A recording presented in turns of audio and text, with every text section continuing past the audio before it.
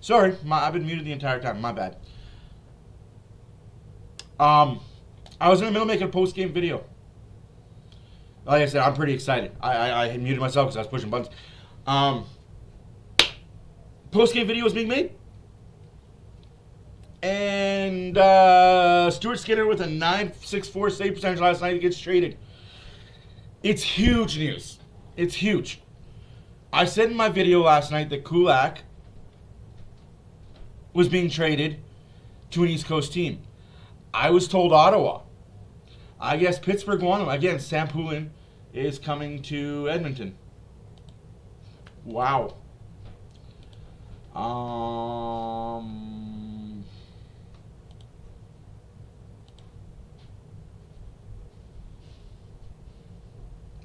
I'm devastated too. I don't get it. And like I said, Jari, you're not playing for the Oil Kings anymore, kid. You are now playing for the Oilers. You have a bad game.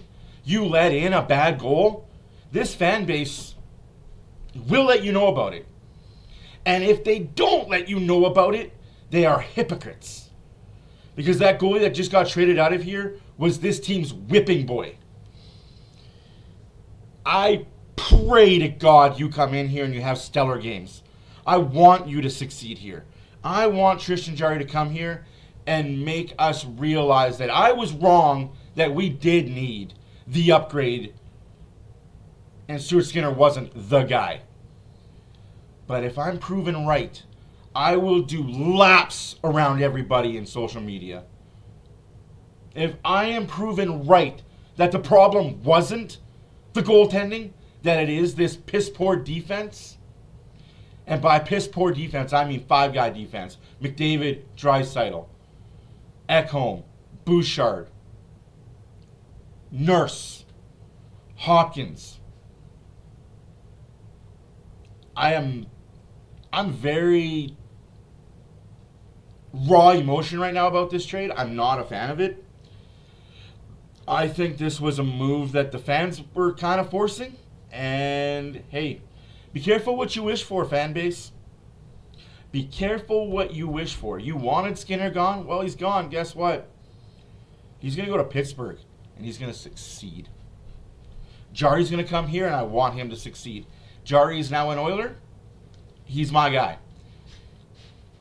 I will now be a Tristan Jarry fan because he's a player on my team. I'm not going to boo Stuart Skinner. I'm not going to wish ill against Stuart Skinner. I want Skinner to succeed in Pittsburgh. And wherever he goes after that, I want him to succeed. But you fans got what you wanted. You people got what you wanted. A young goalie out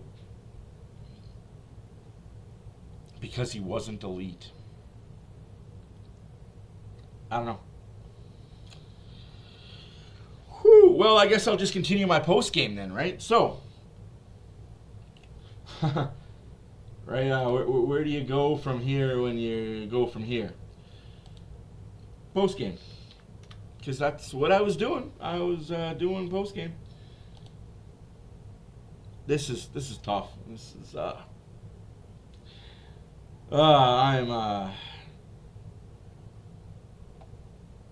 I guess all I can say is thank you, Stuart.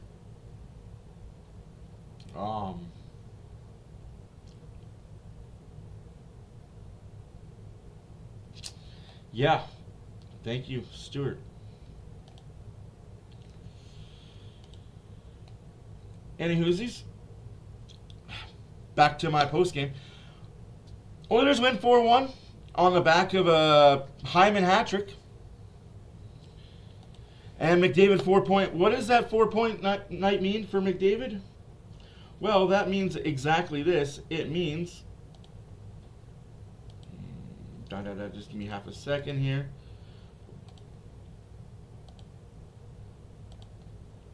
It's in my... I have this as another picture saved, and I just thought I'd bring it up and show you guys here. So, Stuart Skinner, 1 goal against, .964 save percentage. That doesn't fucking matter anymore. Connor McDavid, third fastest player in history to 750 career assists. 743 games he did it in. He only did it behind Mario Lemieux and Wayne Gretzky. Gretzky did it in 504 games. Lemieux did it in 619. McDavid passes a former Oiler, Paul Coffey, with game 822 is when he reached his 750th assist. Also, Draisaitl is now 3 points away from 1,000 in his career. Will he do it this weekend? Yes. I hope he does it in Toronto. Hyman got the hat trick. I'm not a fan of Hopkins being on the top line. I think he's a better suited third line center, but it's working for the Oilers. Him being on the top line is working for the Oilers in the point of just, it seems to work for them. That top line of Hyman, Hopkins, and McDavid works. Even though Hopkins didn't really get on the score sheet, he was a pivotal part of that. Oilers tied the season series with the Detroit Red Wings, beating them in 6-5, so technically they won the season series. If they were in the same division, it would come down to goals for and against, and that would be their tiebreaker. Now, again, last night was a tale of, again, two teams. First period, 7-7. A lot of power play chances missed by referees, and a lot of power plays given. Again, we can get into that, and we can talk about that, but Oilers were 1 for 2 on the power play. They get the first power play of the game. They score. Zach Hyman, of course. Just a great goal. Pass when you need to, but shoot when you can. And that's what happens here. Hyman scores. McDavid, Draisaitl get the assist. We carry on to the second period. Ekholm with just a laser over Talbot, assisted by McDavid and Hopkins. And that is very early in the second period. So the Oilers are starting to roll, right? And then some shenanigans start happening. Referees are tripping players and just, it's ugly. And Detroit scores 2-1. Never fear, though. Hyman is here. Hyman gets his fourth goal of the year, second of the game, assisted by McDavid and Nurse. And it is 3-1 Edmonton. We go a whole third period. I'm not saying this game was exciting. I'm not going to lie to you guys and pretend it was. The third period was a slog. It was a neutral zone slog. And the Oilers finally showed, because Stuart Skinner made some really good 10-bell saves. But, of course, all we see is his blunder highlight reels, right, some people? You never see his reels of greatness. Well, you don't have to worry about that. Maybe when he makes those great saves for Pittsburgh, I'll post those reels on my socials to say, hey, this is what we're missing out on. But that's petty. Oh, I'm not above petty. Trust you me, I'm not above petty. And the Oilers staved off 12 shots by Detroit in that third period, by the way. Just staved off the Wings, played a grind, played good bend but no break defense. 25 hits to 9. Like, that is the tail of the tape right there. The 25 hits to 9. The 20 block shots to 11. Again, the giveaway machine, Bouchard. Giveaway machine, Draisaitl. And McDavid again with a few bad giveaways. Face-offs, the Oilers do what the Oilers do. They win the face-off battle. They won the power play battle. They won the PK battle. So wow.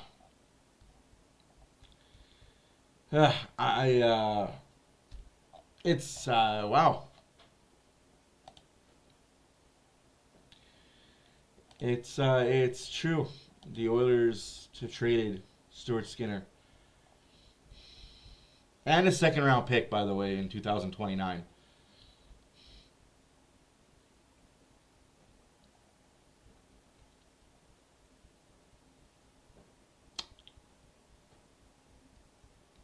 I don't know. I hope I'm wrong. I hope I'm wrong about this whole thing, and I hope that it was the goaltending stopping the Oilers from winning the cup. I hope that it was Stuart Skinner. For your guys' sake, I hope that I was wrong. For your guys' sake, for the Oilers fans' sake, I hope I was wrong. I hope that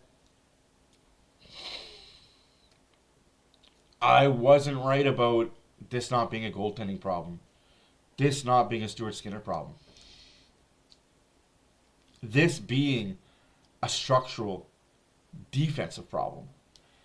We'll find out though, right? We've got what it was game 31 yesterday. We got 51 more to figure it out.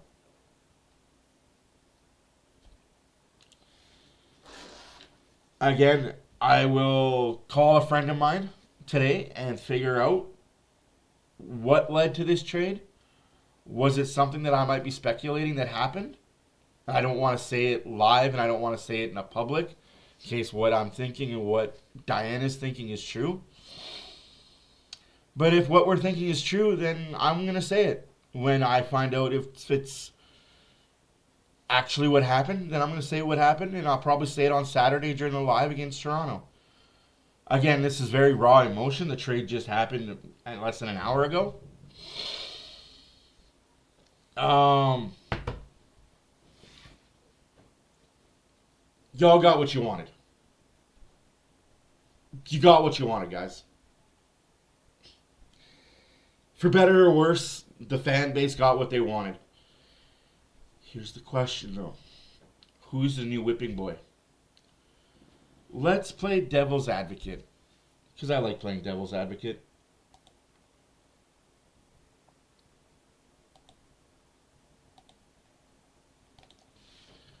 Let's play the advocate. Let's say Jari comes here and he doesn't make those saves that you think he's going to make. And he's letting in 3, 4 a night.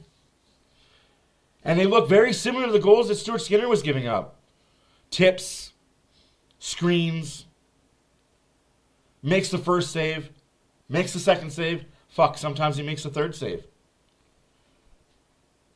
And the Oilers are still middle of the ground, fighting for a playoff spot, winning 2, losing 2, winning 1, losing 1, winning 3, losing 2. They're just in the mid. Who do you blame then? Who do you blame then? Hey, how's it going, Adam? Long time no see. Wow. It's that point of the video where I usually say Oilers win, play La Bamba, baby. And I do this and...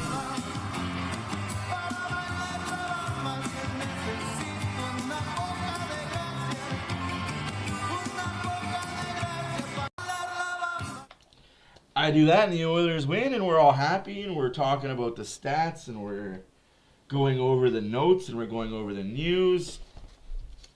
Going over the NHL that was last night, because there was more than just Oilers hockey last night, right? Obviously, the Oilers aren't the only team in town. But again, so this is part of the post-game. I figure I'll finish the post-game up. Again, Oilers win 4-1. Hyman hat-trick. McDavid 4-point night. Talbot was 25 out of 28. 8.93 save percentage, 3 goals against. Stuart Skinner was a 9.64 with 1 goal against.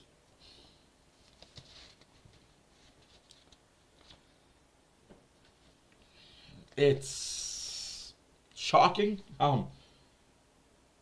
So here we go again. We'll continue the theme that I always do when the Oilers win. We play a good little video. Oh man.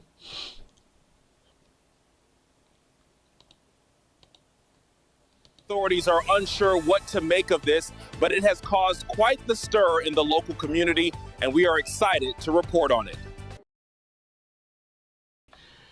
Yeah, we make jokes, we make fun, we make light, and then I talk to you about the out-of-town scoreboard. Because, hey, that's fun to talk about. And then I'll end the video with that, because, you know.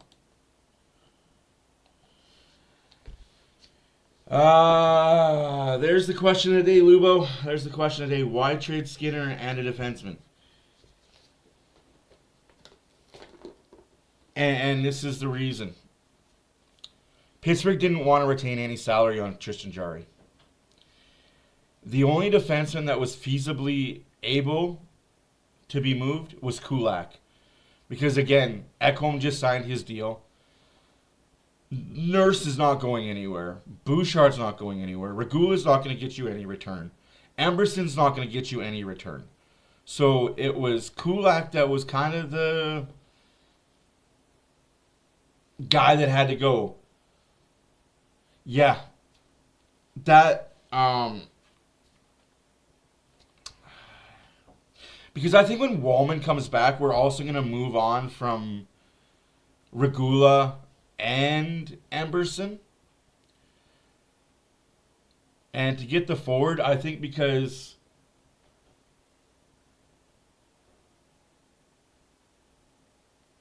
I think getting a forward in return was because now we can trade a player that we don't have investment in. When Kapanen comes back, when Philip comes back, when Roslovic comes back, now we can use this guy. Like, I don't know anything about the forward that we got back, I'm being completely honest with you, but I'll do the quick recap of last night, and then I'll look up his stats, because I know nothing about the kid. So the San Jose Sharks beat the Maple Leafs in overtime 3-2. The Lightning, boom, boom, boom, put the boots to the New Jersey Devils, 8-4. The Islanders do the same thing to the Ducks, a thump-a-wumpin', 5-2. The Golden Knights survive against the Philadelphia Flyers in overtime 3-2. The Penguins lose to the Montreal Canadiens 4-2. I guess Christian Jarry is going to be playing in that East Coast still. He's just going to go to Toronto. Like, Jarry didn't come to Edmonton. He's just going to go from Pittsburgh to Toronto, meet the team in the hotel, say hi's and all that. Might be best for him, right? That way he doesn't get comfortable in Edmonton. And the Hurricanes beat the Washington Capitals 3-2 in a shootout. The Senators finally score a 5-on-5 goal. They beat the Blue Jackets 6-3. The Predators on the back of Steven run the clock backwards. Stamkos 7-2 over them Blues. Them Blues ain't looking too good this year. Hey, Broberg, Holloway, how you doing? The Stars get beat by the Wild 5-2. Goaltending does wonders for you guys. Maybe Jarry might be the answer. Maybe Jarry might be the answer for our goaltending woes. I doubt it, but hey, one could hope. The Bruins, speaking of goaltending, put the bootstrap Bill over there, beating the Jets 6-3. No Hollebuck, lots of problems. The Oilers beat the Wings 4-1. Colorado just continues to win. They beat the very depleted Florida Panthers 6-2. But that's okay when other teams beat the Florida Panthers, right, guys? They don't have all their guys. They're depleted. But when the Oilers do it, it's not okay. 6-2. And the Sabres beat the Canucks 3-2. I don't know what's going on in Vancouver, but for the GM's sake, I hope Quinn Hughes does leave and you start a true rebuild. Your franchise needs it. You traded away Horvat when you shouldn't have. You should have got JT Miller gone a long time ago. But I don't live in Vancouver. I'm not close to that situation, so I don't know. Now that you got it good and understood on yesterday's games, today the Blackhawks and the Blues play, and the Kraken and the Mammoth play. 2 games, light schedule. 13 games are tomorrow. The big one being the Maple Leafs hosting the Edmonton Oilers. That is the one we all will keep track on. Yes, they did. Just now. News just keeps on coming, guys.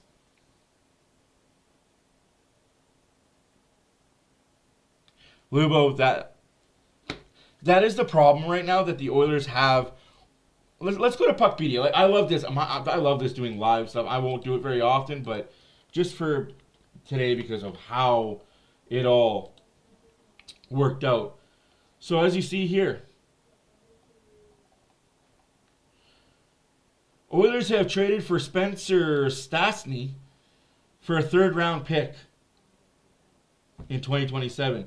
If you don't know who Spencer Stastny, he's 25 years old. He's a UFA, and he makes $541,000. That's what's remaining on his cap hit. So $825,000. So his cap hit is only actually $541. His career 81 games played, 3 goals, 15 assists, 18 points. Again, just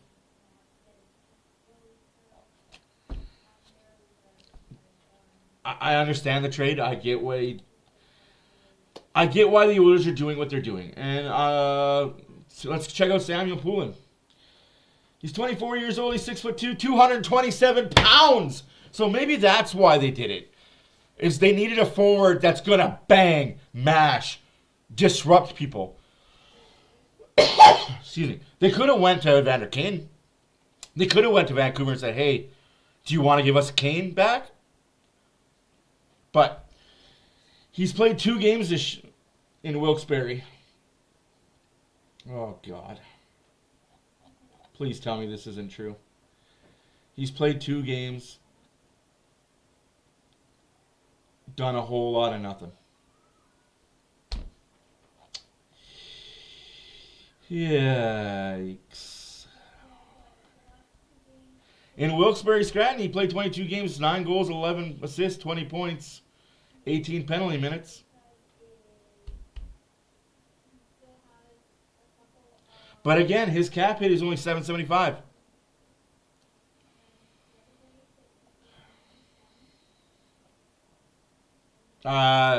Again, I'm going to go to the Oilers here right quick because this is why I think these trades are being made.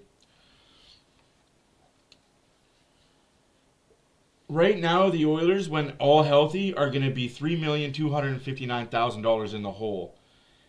And Noah Philp is out, Kletterberg is out, Kapanen is out, Roslovic is out, Wallman is out. So obviously you're going to have to make room for these guys.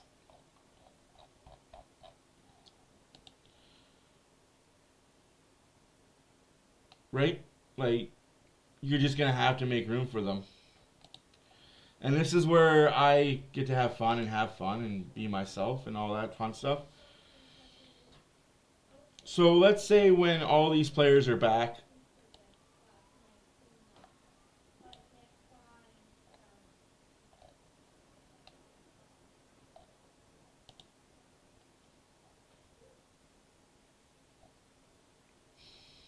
we're going to have to get rid of a Thomas Sack, a Lazar, to make room. Like I said, Emberson is going to be probably next man moved out. Regula is going to be moved out. Because Roslovic's going to come back at a 1.5. Wallman's going to come back at his 3.4. So Wallman's going to come back, replace Regula. So now you've got Ekholm, Bouchard, Nurse, Wallman.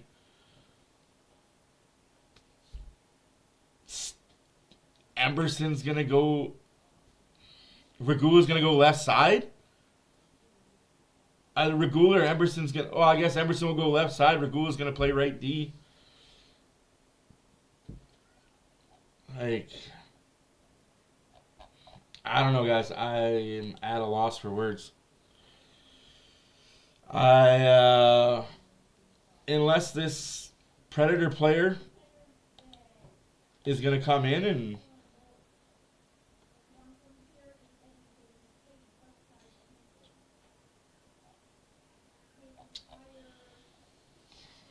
I don't know. I know there's more moves he made. I know Janmark is going to be dealt when Roslovic and Kapanen come back. Because that's 2.8 right there. So we're going to have to move. Thomas Sack, unfortunately, hasn't worked out, so he might be another 1.2, so that's 2.65 right there, 2.8 coming in. Wallman's going to come in. Like, there's going to be more moves coming. I don't like the Stuart Skinner for Christian Jarry move. It seems very rushed. Like, I know there's been talk about it. Like,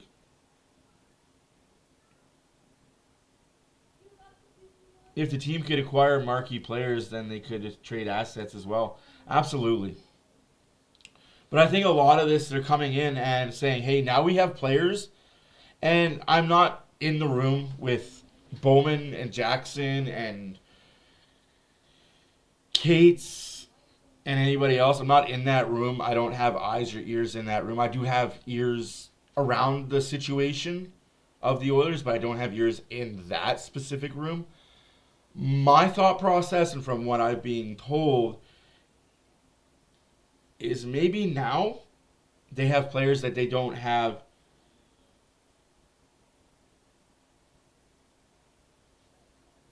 You're not wrong. You are not wrong, Lubo. I think this trade makes Pittsburgh a contender. They have 2 young goalies now in Skinner and Sealoss. Like, morning, Epic. Like I said, usually I don't go live with my post games. I was legitimately in the middle of my post game when the trade came through. So of course you can rewatch the live, and I'm a mess. I'll rehash what I said. Thank you, Stuart, for everything that you've done for the Oilers. I have suspicions that something happened last night or the day before. I'm going to actually make a phone call after this video is done.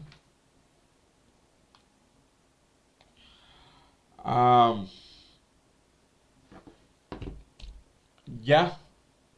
But here's my question to you, Epic. Let's say it doesn't work out. Let's say Christian Jarry's letting the same goals in that Stuart Skinner did. Let's say that he's letting in 2-3 goals. And who do we blame then? Are we as fans pitchforking Jarry? Like we did Stuart Skinner? And I say we as a collective because you all know I didn't do it. But it's not like Jarry's been world beating this year, right? It's not like Jarry's been world beating last year, the year before.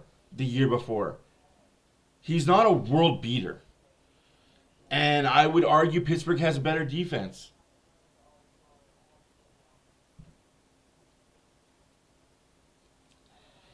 I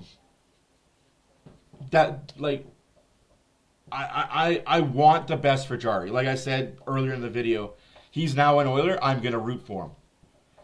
He is now an Edmonton Oilers number 1, bona fide, ifo facto number 1 goalie. He's now my guy. I will never root against Stuart Skinner. When the Edmonton Oilers play the Pittsburgh Penguins, I want him to lose the game in a shootout 1-0. I will not ever ill will against Stuart Skinner. I want him to thrive in Pittsburgh. I want him to prove everybody wrong. I want to be proven wrong myself. Guys, I know I've already said this in this live. I want to be proven wrong myself. I want to be proven wrong that it was the goaltending that was stopping the Oilers. Because I've said it for the last 2 years. It wasn't goaltending that stopped the Oilers from winning the Cup. I want to be proven wrong. I want Jarry to come in here and not necessarily get a shutout.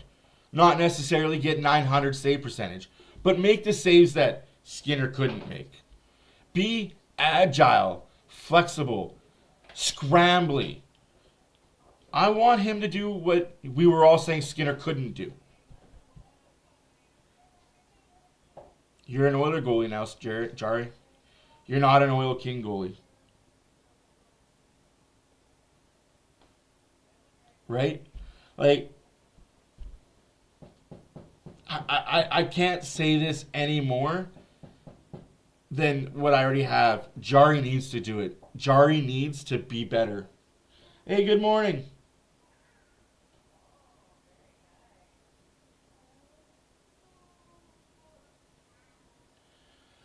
I said he wasn't getting traded because he wasn't. And it wasn't the players. It wasn't the players. I will say this. It was you fans. And you're stupid to come at me and say that. Ingram's not coming up, Renegade. Ingram is not coming up. In fact, Ingram is going down to the East Coast Hockey League. He's being sent down. He's bad. Like, he's bad. And for you to come on here and do that, Hockey, you're just an idiot. And I'm okay with calling you an idiot. Stuart Skinner shouldn't have been traded. And, in fact, as I'm saying that, sorry guys. Yeah. Sorry. Okay. Wow. I can confirm this. I said that I would be texting somebody. I have been. I can confirm. Stuart Skinner asked for a trade. He asked for a trade last week, and it just took till now to make it happen. I'm not going to tell you reasons why he asked for a trade. I'm just going to say that he asked for a trade out of Edmonton.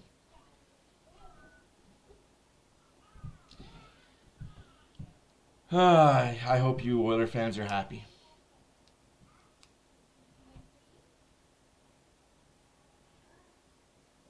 He's a fucking idiot. I really hope you guys realize what you have in Jari. And I hope for Jari's sake. Yeah, Tage Thompson. Also, Tuck is also on his way to Edmonton, apparently. There's lots of moving parts that are on their way to Edmonton, according to everybody else. The fan base treated Stuart Skinner like garbage, and it affected him mentally. And now he's going to go to a place. I don't see that trade happening. But, hey, I could be wrong. I don't know. I'm just a guy that sits behind a mic. Sometimes I'm wrong, but 95% of the time I'm right about a lot of things. And for this jackass coming here and say, oh, I thought you said... When a fan base threatens your life, and when a fan base threatens your children and goes to your children's school...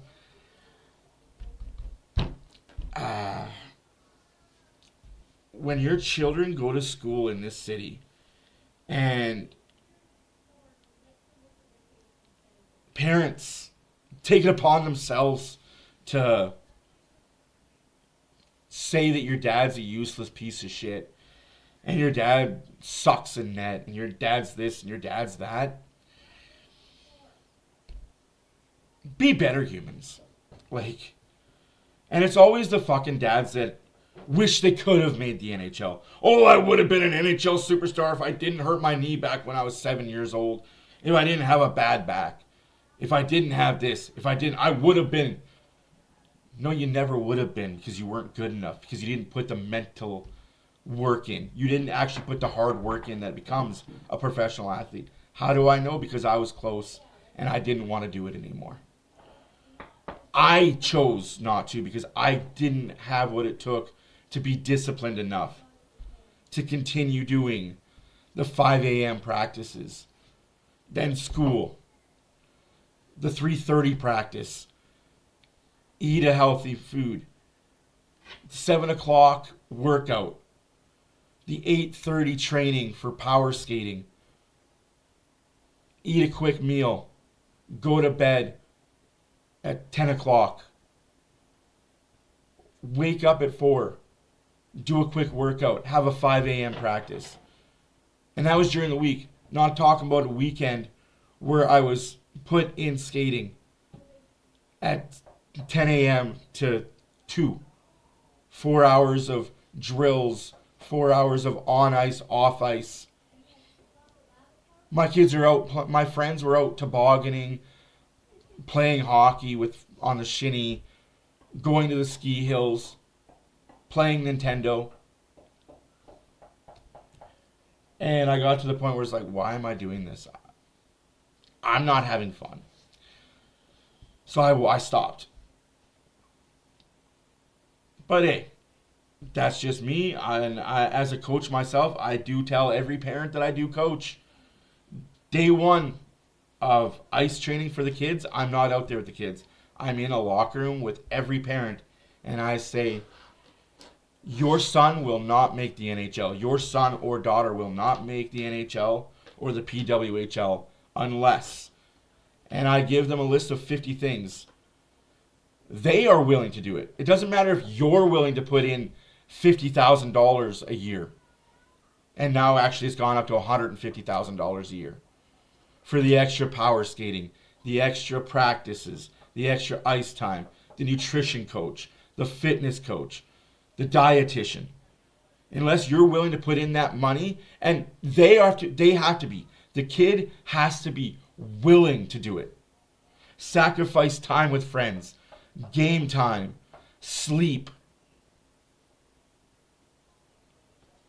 And when I say that to parents, like, oh, so it's not just as easy as show up and do it? No. Ask Connor McDavid's dad what he had to sacrifice for Connor McDavid to be where he is. I'll even do you one better. Not even Connor McDavid. Ask a tough guy on the Oilers what they had to sacrifice to get to where they were. It's a lot, guys. Oh.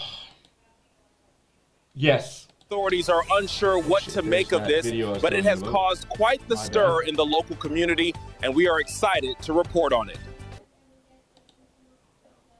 Yes.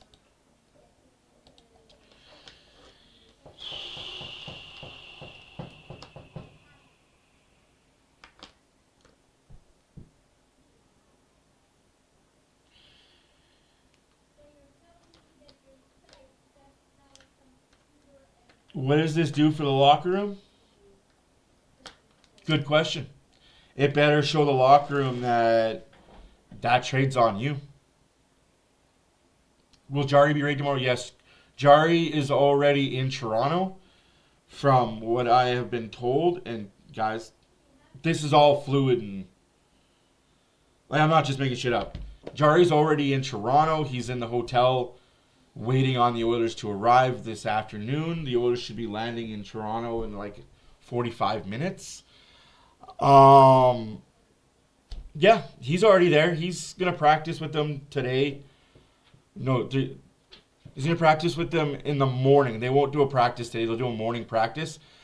And maybe that's the best thing for Jari, is be there and ready and available. But like I said, a lot happened last night, and I wish nothing but the best for Stuart Skinner. He was uncomfortable with the situation that fans were putting him in it, and I get it. It's not easy in any form of work.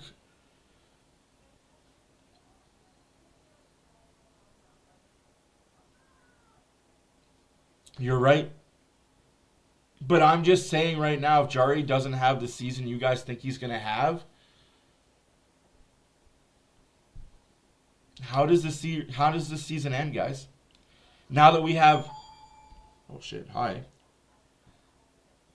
Like I said, my phone's been going off quite a bit.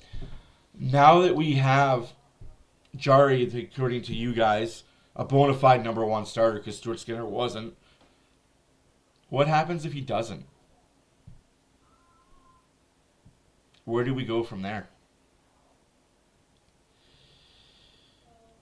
Oh. Where do you go from there if you're the Oilers? How much term does Jari have left on his contract?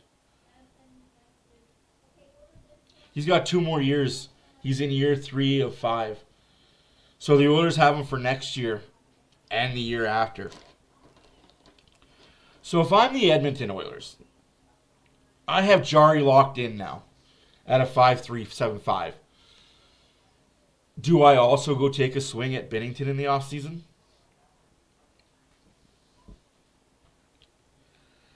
Do I take that swing at Binnington in the offseason, or do I take that swing at Saros?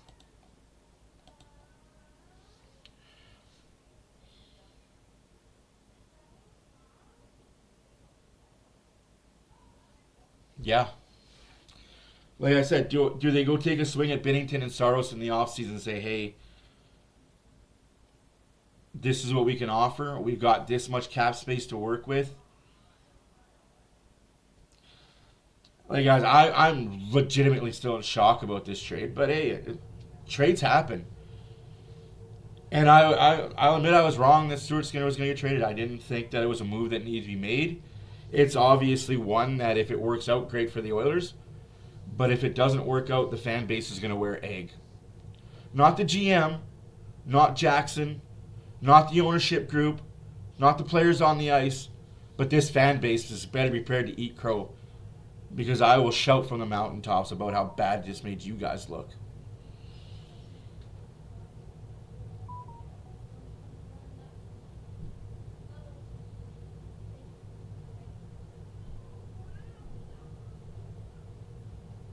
I don't know what other podcasts are saying. I don't know what other commentators are saying or creators are saying. But I'm saying on paper this is a bad trade for the Oilers. You can clip that and come back to it, and I'll be wrong again. I've been wrong before. I'm okay with when I'm wrong. I admit it when I'm wrong. But when I'm right, which I am most of the time, this trade didn't need to happen. And the worst part is Skinner was finding his game. That is probably why this trade happened, was Skinner was finding his game. He requested a trade earlier in the year, which I can confirm he did. And his numbers just weren't there to trade him. There was not a lot of interest from a lot of teams. Like, yeah, his contract looks good, but we have to remember, his contract is good, but it's only 1 year, right? So there's no term stability there. And a lot of contending teams don't want that. Even teams that aren't contending don't want that. But he's put up some pretty solid numbers over the last 5 games.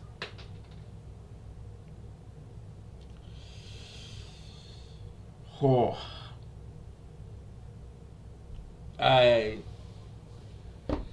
can't wait for more news to come out about everything, but as of right now, welcome to Edmonton, Jari.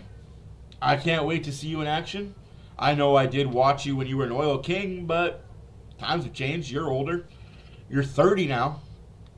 According to some, you're in your goaltending prime. And Skinner is still an infant when it comes to goaltending in the NHL. I hope we didn't do another Dubnyk 2.0. That legitimately is my fear, is that we have another Dubnyk 2.0.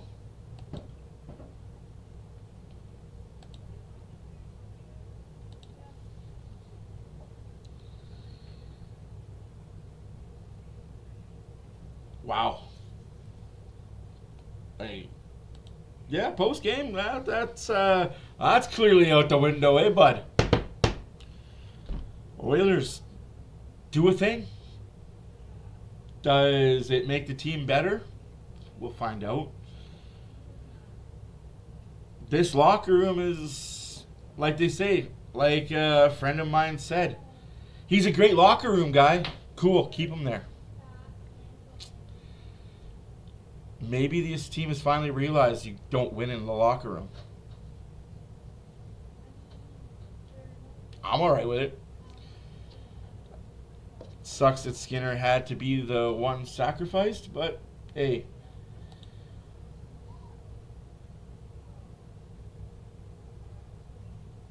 Yep, Jerry wants to be a starter. Absolutely, Christian Jarry wants to be a starter. Well, now's your time to shine. That's a very good opinion and very honest one, and that's a very true statement there, Lubo. That is a very true statement. I think this frees up Stuart Skinner to not deal with the media and the circus that is the media. I think this trade will help Stuart Skinner out immensely mentally. He's still always going to live in Edmonton. He's from here. His entire family is here. I don't know where Stuart Skinner lands next season. Fuck, for all we know, he could be a backup here next season. Like, for all we know, he could sign back here next season for like $2 million. On a 3-year deal, $2 million per year, $6 million contract. We don't know. I don't think it's going to happen. But I think he wanted out, and he's wanted out for a while. And the Oilers finally made it happen. They finally got a deal that they thought was going to help them propel them to the next level. Just sucks that it had to come down to that. Is there any other news that we need to talk about the NHL? Like any more trades and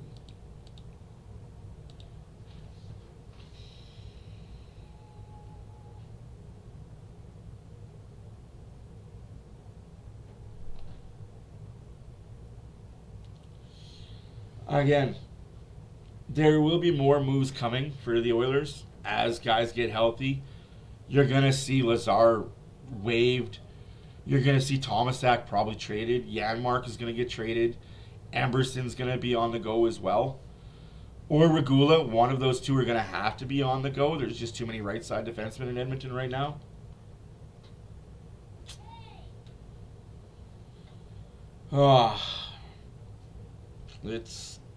It's the displeasure of doing business. And the NHL is a business.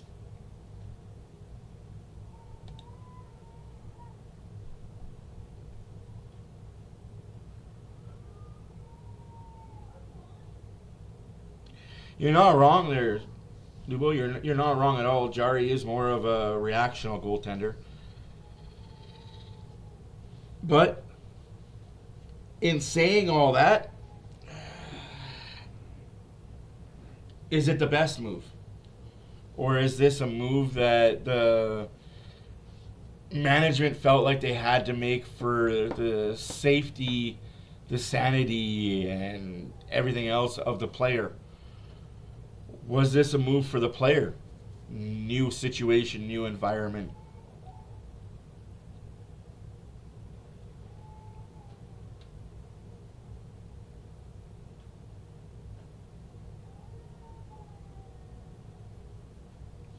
Oh, yeah. Both our girls are sick right now. So, all that being said, I'm going to end this live. Like I said, it was very impromptu. Thank you guys for stopping by and saying hi, as always. The Oilers have a game on Saturday against the Toronto Maple Leafs. Yes, I do say it that way because I think it's funny as hell.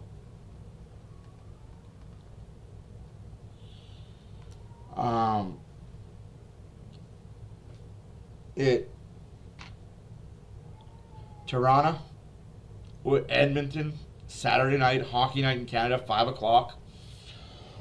The Maple Leafs are starting to find their game. The Oilers are definitely finding their game. It's going to be two teams that are desperate for 2 points. And then we got a game on Sunday against Montreal. Toronto, Montreal, back-to-back. What a weekend. What a time to be alive. Anyways, guys, my name is Matt from OilersFanReaction.